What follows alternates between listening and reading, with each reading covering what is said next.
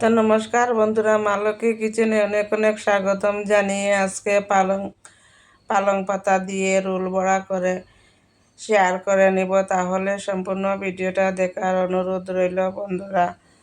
আমাদের বাড়ি থেকে পালং পাতাগুলি তুলে নিলাম, কচি কচি পাতা।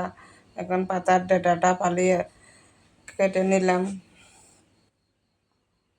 পালংয়ের ডাঁটাগুলি সব কেটে নিয়ে ওগুলি ভাপিয়ে দিব একটু গরম জলের মধ্যে।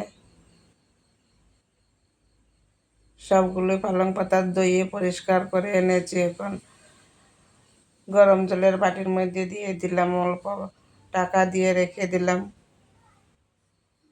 পালং পাতাগুলি একটু চেপে চেপে নিলাম, আবার উল্টিয়ে দিলাম, তাহলে পাতাগুলি নরম হবে। তুলে নিলাম বন্ধুরা, নিয়ে ঠান্ডা জলের মধ্যে পাতাগুলি রেখে দিলাম, তাহলে পাতার কালারটা নষ্ট হবে না। এখন একটা ডিম, কয়েকটা দেশি আলু, ওগুলি সিদ্ধ দিয়ে নেব। ঢাকা দিয়ে দিলাম। তারপরে আদাটা বাকলটা ফেলিয়ে নিলাম। আদার বাকলগুলি ফেলিয়ে কুচি কুচি করে কেটে নিলাম। রসুন কোয়াটা চুলে নিয়ে কুটি কুটি করে কেটে নিলাম। পেঁয়াজটাও চুলে কুচি কুচি করে কেটে নিলাম। পরিমাণ মতো হলুদের গুঁড়া দিয়ে দিলাম, লাল লঙ্কার গুঁড়াটাও দিয়ে দিলাম,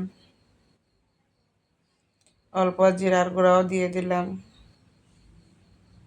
স্বাদ মতো লবণটাও দিয়ে দিলাম। এখন সবগুলি উপকরণ ভালোটিকে মেখে নিব, তাহলে পেঁয়াজগুলি মজে নরম হবে। হাত দিয়ে ভালোটিকে কষলিয়ে শক্ত করে মেখে নিয়ে ঢাকা দিয়ে রেখে দেব। ঢাকা দিয়ে রেখে দিলাম। এখন পালংয়ের পাতাগুলি জল থেকে তুলে নিয়ে একটা থালার মধ্যে রেখে দিলাম। তারপরে আলুটা সিদ্ধ হয়ে গেছে, বাকলটা ফেলিয়ে এখন কাটার দিয়ে কুচি কুচি করে কেটে নেব। কয়েকটা আলু দিয়েছি, এখন ডিম একটাও দিয়ে দিলাম কুচি করে কেটে। পেঁয়াজের উপরে এখন কিছুটা ধনিয়া পাতাও দিয়ে দিলাম।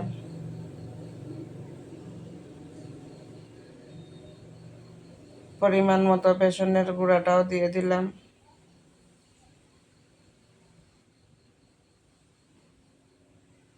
বেসনটা দিয়ে আবার মাখিয়ে নিব, তাহলে শুকনো হয়ে যাবে। রোলটা বানাতে ভালো হবে, বার্নিংটা সুন্দরভাবে বানিয়ে নেওয়া যাবে, তার জন্য দিয়ে দিলাম। এখন পাতাগুলো একটু আস্তে আস্তে ভালোটিকে থালার উপরে রেখে দিয়ে দিলাম। রেখে এখন পুরটা লাগিয়ে নেব।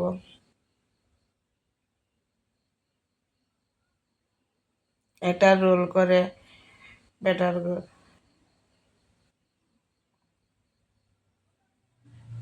পাতার মধ্যে দিয়ে রোল করে নেব।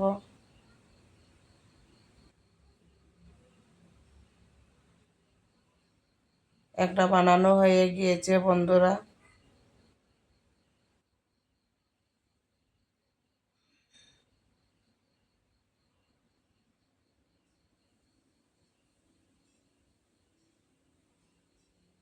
এখন আরেকটা পাতা ঠিকঠাক মতো বসিয়ে পুরটা দিয়ে দিলাম, দিয়ে বাস করে নিয়ে রোল বানিয়ে নেব।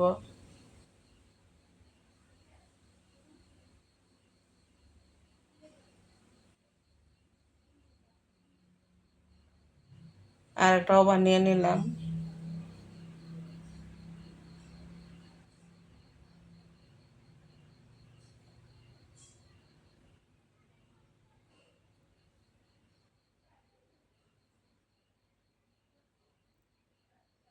এভাবে সম্পূর্ণ বড়াগুলি রোল বানিয়ে নেব পুর দিয়ে।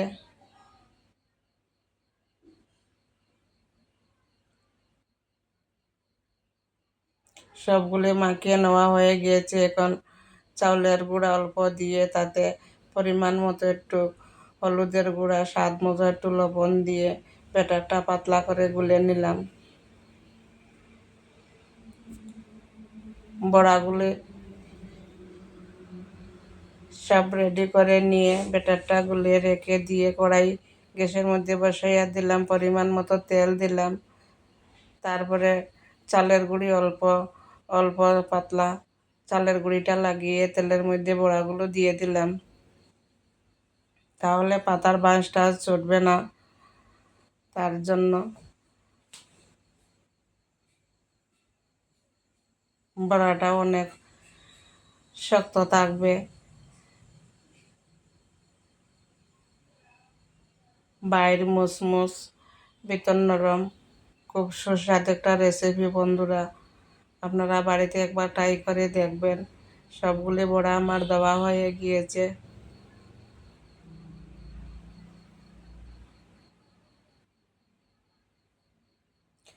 কম আছে বড়াগুলি রান্না করে নেব।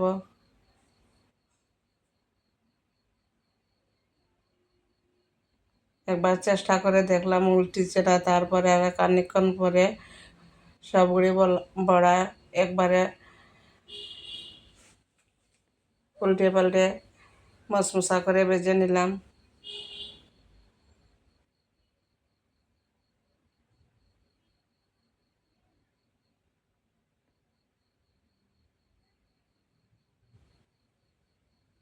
সম্পূর্ণ বড়াটা আমার রান্না করে নেওয়া হয়ে গিয়েছে বন্ধুরা, এখন নামিয়ে নিলাম।